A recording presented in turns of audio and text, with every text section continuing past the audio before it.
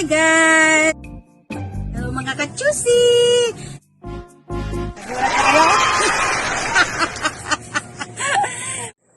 Hello mga ka-chusi! Welcome dito sa aming bahay, dito sa aming munting tahanan. Siyempre, alam niyo naman, si Ka-Mercy, nandito tayo ngayon sa aming munting tahanan. Share ko lang sa inyo kung paano ko linisin, the best way kung paano linisin ang inyong kama. Okay, ito ang aming kama.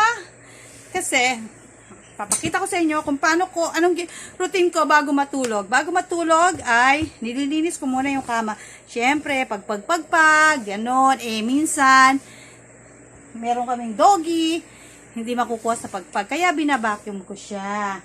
Ito yung aming vacuum. Portable. Ito, actually, vacuum namin ito. Ginagamit namin dati dun sa sasakyan namin na Fortuner.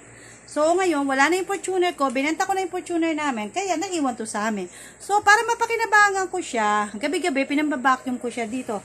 Pinabacuum ko yung kama namin para matanggal yung balahibo ng aso. Kasi, syempre, may aso kami, hindi maiwasan na magkakaroon ng balahibo. So, better, pag yan, pinabacuum ko siya para sigurado akong tanggal. Syempre, minsan makatiyo, no, diba? Okay, mga ka-juicy, alika, samahan niyo ko.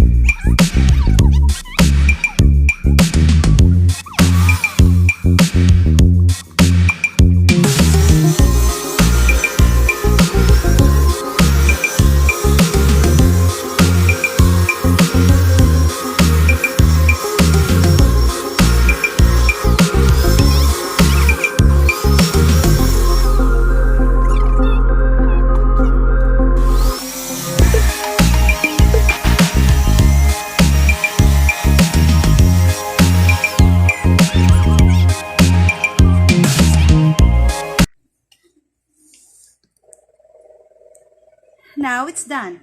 Okay? Now, I'm ready to sleep. Malinis na yung aking kama. Na-vacuum ko na. So, no more dirt. No more balahibo ni Kaka. Time to sleep. Kasi, thank you sa pagsama sa akin. Bye!